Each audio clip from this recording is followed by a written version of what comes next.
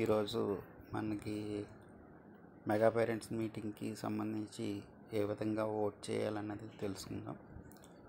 ముందుగా మనకి ఇచ్చిన వెబ్సైట్ అడ్రస్ ఉంది కదండి, అది టచ్ చేస్తే ఏ విధంగా ఓపెన్ అవుతుంది. ఓపెన్ అయిన తర్వాత మనకి ఇక్కడ చూడండి బేకన్ ఆఫ్ హోప్ అని ఉంటుంది కదండి, బేకన్స్ ఆఫ్ హోప్ అది టచ్ చేయాలి. అది టచ్ చేసిన తర్వాత ఇక్కడ లిస్ట్ కనపడుతుంది, ఏవే ప్రాజెక్టులు ఉన్నాయో అవి. ఇక్కడ మనకు సంబంధించి మెగా పేరెంట్ మీటింగ్ చూడండి, ఎడ్యుకేషన్ ఆంధ్రప్రదేశ్, అది టచ్ చేయాలి. అది టచ్ చేసిన తర్వాత దాన్ని స్క్రోల్ చేసుకోండి, కిందకి స్క్రోల్ చేసుకోవాలి.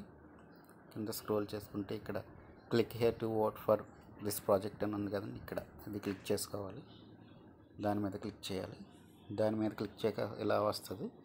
ఇలా వచ్చిన తర్వాత ఫస్ట్ చూడండి, ఫస్ట్ లింక్ మీద క్లిక్ చేయాలి. ఇక్కడ ఫస్ట్ లింక్ మీద క్లిక్ చేస్తే ఇది ఇలాగా వస్తుంది, మనకి క్వశ్చనర్ లాగా. ఈ ఫామ్ ఫిల్ చేయాలి. First name, last name, designation, email address, organisation name. మన స్కూల్ అయితే స్కూలు, ఏ స్కూల్ అయితే ఆ స్కూల్కి పెట్టవచ్చు. ఎంఆర్సీలు అయితే ఎంఆర్సీలు, ఆర్గనైజేషన్ సిటీ సెలెక్ట్ చేసుకోవడం, మన స్టేట్ సెలెక్ట్ చేయాలి. తర్వాత ఇక్కడ మళ్ళీ ప్రాజెక్టు సెలెక్ట్ చేసుకోవాలి. ఇక్కడ మన ప్రాజెక్టు సెలెక్ట్ చేసుకుని mega parent meeting project select చేసుకోవాలి. లాస్ట్లో మళ్ళీ కిందకి స్క్రోల్ చేయాలి. లాస్ట్ కిందకి చేసిన తర్వాత టర్మ్స్ అండ్ కండిషన్ యాక్సెప్ట్ చేసి సబ్మిట్ చేయడం.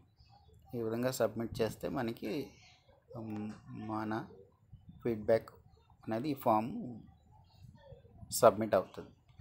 కొంతమందికి ఇక్కడ మనకి ఈ డెస్క్టాప్ సైట్ అనేది పెట్టుకోవాలి. ఇక్కడ ఒకసారి కొంతమంది ఇది మొబైల్ మోడ్లో ఉండిపోతే మళ్ళీ కనిపించదు. ఇలా మొబైల్ మోడ్లో ఉండిపోతే సరిగా కనిపించదు, ఇలా వస్తుంది. దానిపైన ఇక్కడ 3 డాట్స్ దగ్గరికి వెళ్ళి ఇలా డెస్క్టాప్ సైడ్ పెట్టుకుంటే ఇది కొంచెం మనకి క్లియర్గా వస్తుంది అన్నమాట. ఓకే అండి, థ్యాంక్ యూ.